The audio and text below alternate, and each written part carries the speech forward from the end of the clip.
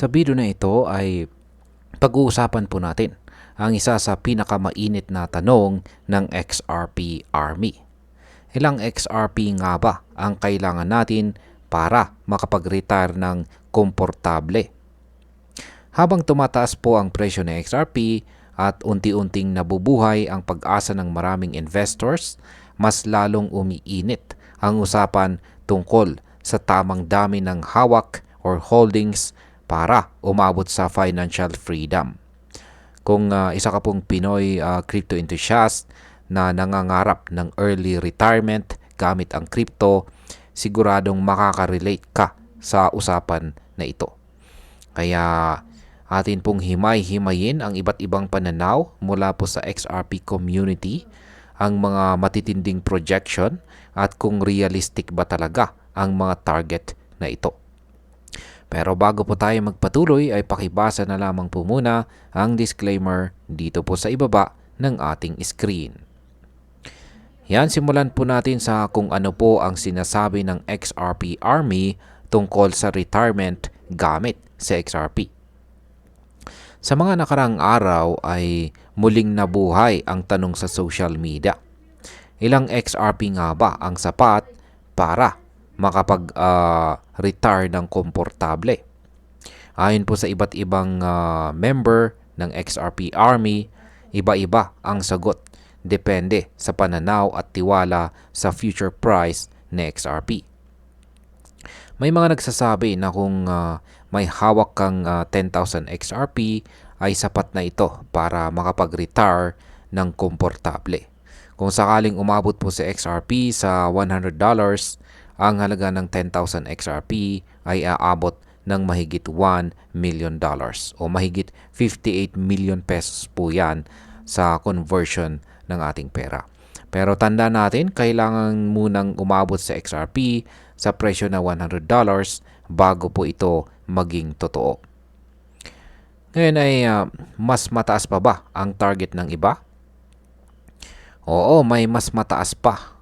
May isa namang nagsabi na 600,000 XRP ang kailangan.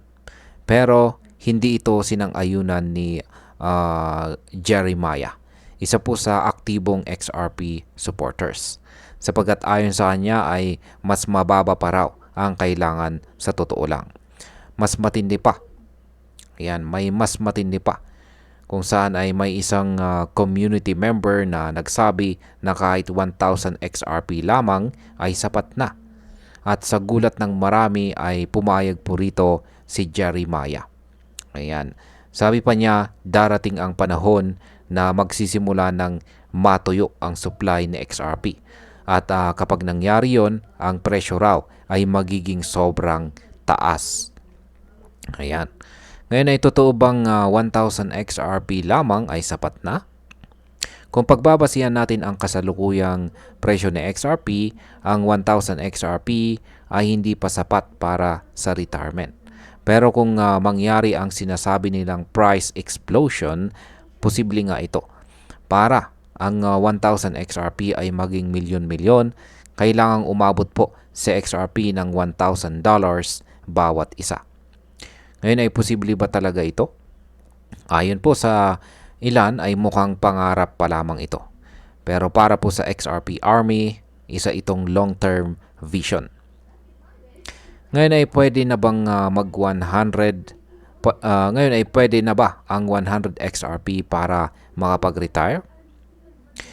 Mas nakakagulat po ang sinabi ni Ginoong Mark. Isa na rin po siyang XRP believer. Sabi niya kahit 100 XRP lang daw ay sapat na para makapag-retire. At hindi lang yan, sinang-ayunan din ito ni Jeremiah. Kung tutuusin ay kailangang umabot ni XRP ng $10,000 bawat isa para maging milyonaryo ang may hawak ng 100 XRP. Kung tutuusin, kailangang umabot sa XRP sa $10,000 bawat isa para maging milyonaryo ang may hawak ng 100 XRP. Ibig sabihin ang presyo po ay kailangang tumaas ng mahigit 285,000% mula po sa presyo nito ngayon. Isa pong napakataas na target. Pero ayon po kay Jake Claver, isang kilalang crypto founder, possible raw itong maabot na XRP bago sumapit ang taong 2027. Haba kung mangyayari yan, hindi lang retirement ang maaabot natin, baka pati ang pangarap nating bahay sa Tagaytay. Ayan, ngayon ay bakit po sobrang bullish ang XRP community? Karamihan po sa mga supporters ng XRP ay naniniwala na ang future ay napakaliwanag para kay XRP. Para sa kanila, ang presyong $500 ay magiging cheap na lang pagdating ng taong 2030. Ayon po kay Barry C., isang crypto analyst, ganito raw kataas ang potensyal ng token. Dahil dito, kahit maliit lang ang hawak mo ngayon, may pag-asa pa rin na maging milyonaryo ka balang araw. Pero may mga nagsasabi rin na hindi lang sa dami ng XRP ang susi. Mahalaga ring isaalang-alang natin ang market adoption, regulation at pag-usbong ng technology.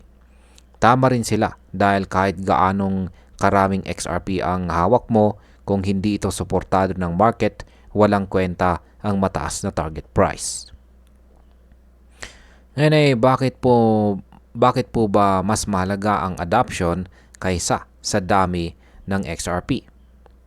Ang presyo ng anumang crypto ay hindi lang nakabase sa hype. Kailangan nito ng real world use case. Kaya mahalaga pong bantayan natin kung paano po ginagamit sa XRP, sa remittances, cross-border payments, at iba pang mga financial innovations. Kung magpapatuloy po ang development ni Ripple sa XRP Ledger at maipasa ang mga regulation na pabor sa crypto, tataas po ang demand at kasabay nito ay tataas din ang presyo. Ayan, para po sa atin bilang mga Pinoy crypto enthusiast, ayan, lalong-lalo na po sa mga nagsisimula pa lamang dito sa crypto or may maliit na kapital, nakakatuwang isipin na kahit konting XRP lang ay maaring magdala sa atin sa financial freedom. Kung magkatotoo ang mga forecast, pwede po tayong mag-retire ng maaga, makabili ng lupa at makapagpatayo ng negosyo, lahat mula sa maagang investment kay XRP. Pero dapat din tayong maging maingat. Hindi po sapat ang hype lamang. Dapat po nating pag-aralan ang fundamentals ng XRP, bantayan ang balita sa crypto regulations, at maging handa sa volatility ng market. Sa huli, hindi lang ito tungkol sa dami ng XRP, kundi sa tamang timing, diskarte, at saka mindset. At bilang panghuli, ang masasabi ko naman tungkol dito ay nakaka-inspire po ang pag-asa ng XRP Army. Gusto nilang maniwala sa future at hindi po sila natatakot mangarap ng malaki. Pero bilang isang responsible na crypto investor, kailangan nating panatilihin ang balanse ng pagiging optimistic at saka realistic. Kung meron ka pong hawak or holdings na 100 or 1,000 XRP, pwede mo itong ituring na pangmatagalang investment or long-term investment. Pero wag mo namang iasa ang buong kinabukasan mo rito. Gamitin mo ito bilang parte ng diversified strategy para kung hindi man umabot sa XRP sa $10,000 ay may backup plan ka pa rin. At ayun, hanggang dito na lamang po tayo sa video na ito mga ka-crypto. Marami pong salamat sa panonood. Ingat po tayo lagi at God bless po sa ating lahat.